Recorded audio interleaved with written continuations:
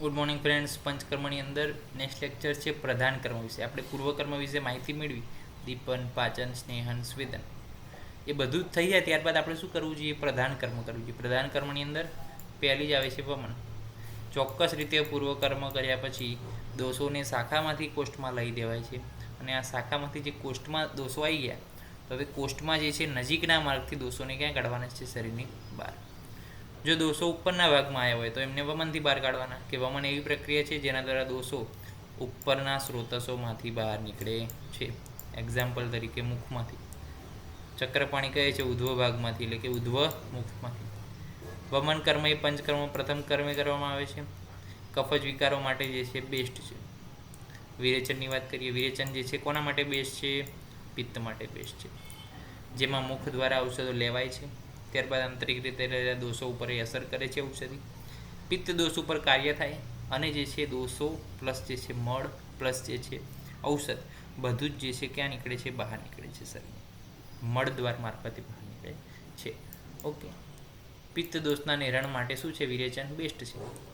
આમાશયમાં રહેલા પિત્ત અને કફ દોષનું સ્થાન, જે બંને માટે વિરેચન શું છે? યોગ્ય છે. બસ્તી. નેક્સ્ટ વાત કરીએ બસ્તીની. તો બસ્તી શું છે? વાત એ મૂત્ર, પુરીશ, પિત્ત, કફના કોમ્બિનેશન માટે જવાબદાર છે. એટલે કે મૂત્ર, પુરીશ, પિત્ત, કફ આ બધું એની કોઈ પણ પ્રકારની જે મૂવમેન્ટ થાય છે એના માટે કોણ જવાબદાર છે? વાત જવાબદાર છે. હવે આમાંથી કોઈ પણ પ્રકારનું માલ ફંક્શન થાય તો એના માટે શું જવાબદાર? વાત જવાબદાર. બસ્તી વાત માટે શું છે? બેસ્ટ છે. એને અર્ધ ચિકિત્સા પણ કીધી છે, કારણ કે વાતના વ્યાધિ કેટલા? 80 છે, નાનાત્મજ વ્યાધિ. તો એના માટે જે છે, અને પિત્તના 40 અને કફના 20 જેટલા કંઈક. તો એને અર્ધ ચિકિત્સા પણ કીધી, કારણ કે મોટાભાગના ડિઝીઝને શું કરે છે? ટ્રીટ કરે છે. એટલા માટે. છેલ્લી વાત કરીએ નશ્ય. નશ્ય પંચકર્મ પૈકીનું એક એવું કર્મ છે કે જે ઉદ્ધવ જતૃગત વિકારોમાં શું છે? બેસ્ટ છે. ઉદ્ધવ જતૃગત એટલે કે ડોકની ઉપરના ભાગના જે રોગો છે એના માટે. એની અંદર કયો સબ્જેક્ટ આવે?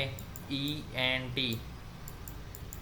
ઔષધ કે જે નાક દ્વારા આપવામાં આવે છે એ શિરમાં જાય છે અને રોગનું શમન કરે છે, તો એ નશ્યની અંદર આવે છે. તો વમન કફ માટે, વિરેચન પિત્ત માટે, બસ્તી વાત માટે, નશ્ય ઉદ્ધવ જતૃગત રોગો માટે. અને આપણે બીજી શેની વાત કરીએ અત્યારે? ઓકે, 4 વસ્તુની જ વાત કરી. તો કઈ વસ્તુ રહી ગઈ?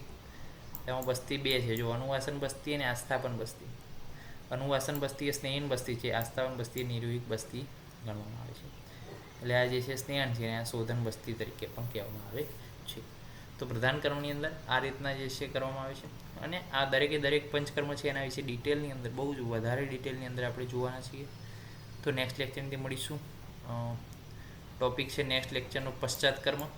તો નેક્સ્ટ લેક્ચરમાં મળીશું. ત્યાં સુધી જય હિન્દ, જય ભારત, જય જય જય. નમસ્કાર.